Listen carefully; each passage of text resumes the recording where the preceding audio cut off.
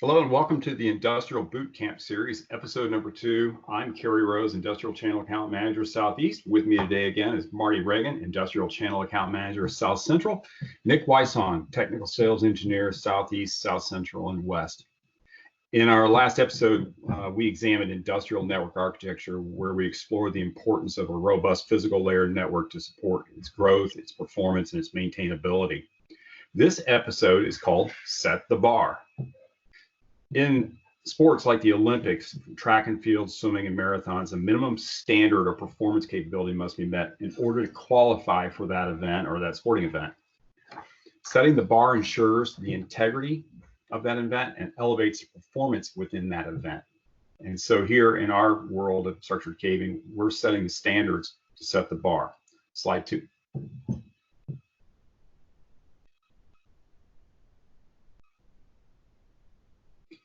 In our first session, we discussed how poor cabling techniques, poor connectorization, and poor cable management were the primary causes for industrial network problems.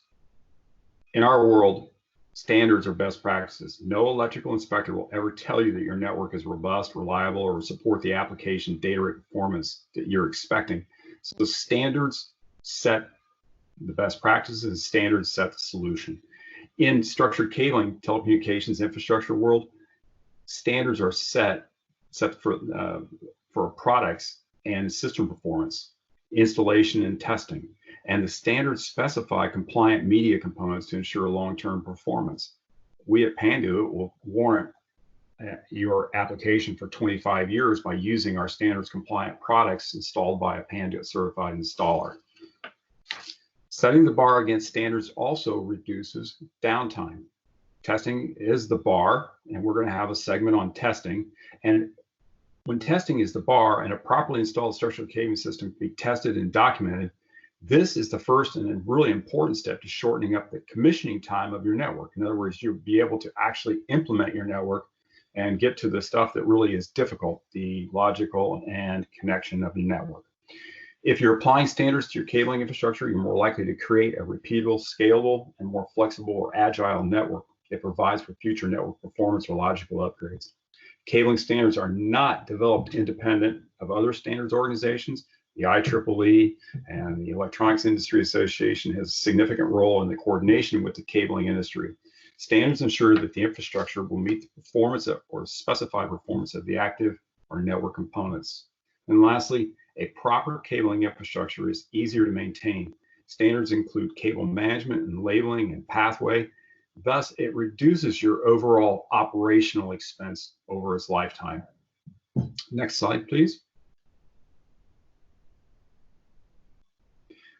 The industrial network poses specific challenges to traditional commercial cabling. And commercial cabling, I mean, by being, let's call it office-grade cabling.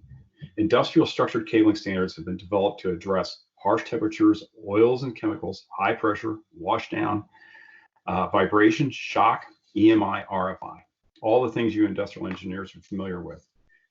The network cabling and the active component industry has had to adjust and develop new standards as well as new products to meet IP ratings, hardened pathways, and new connector interfaces.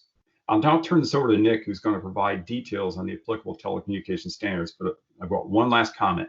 It's important to specify these standards when you are contracting a network design and or an installation. It's highly important to know the basics in each of the applicable standards if you're doing your own installation.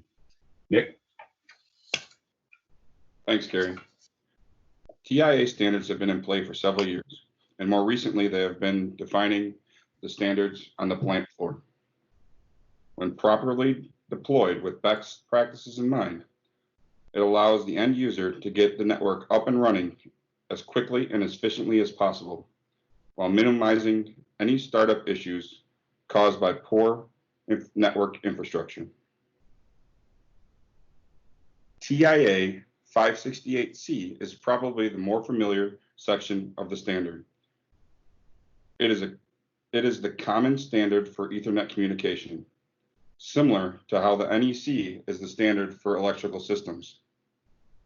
It defines cabling, types, distances, connectors, cable system architectures, cable termination standards, performance characteristics, cable installation requirements, and methods of testing installed cable.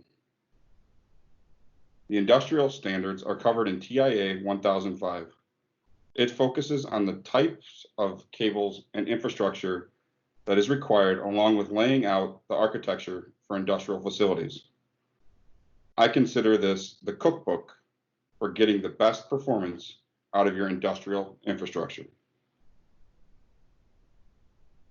TIA 1005 is the newest of these standards. It includes additions that focus on industrial applications. Some of these additions include the M12 form factor, a 6 connector channel, and mice ratings that we will be discussing more in the upcoming episode. I'll now give an example of one of the additions to the standard.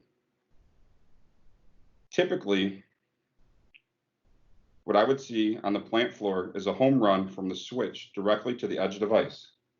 In this approach, there is no use of jacks or patch cords. This often creates performance issues and causes short interruptions in your network.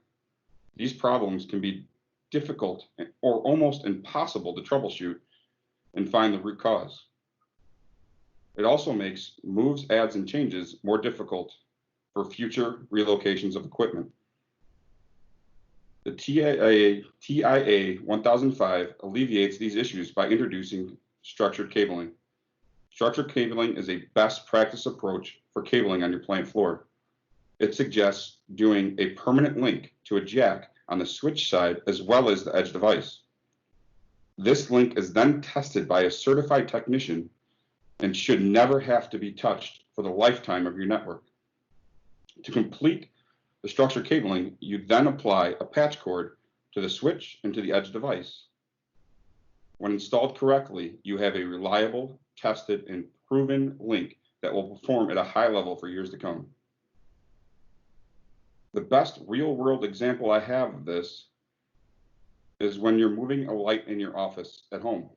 Imagine having a light that is hardwired to a circuit breaker and having to rewire it every time the light is moved. It is much easier to simply unplug from the outlet, move the light, and then plug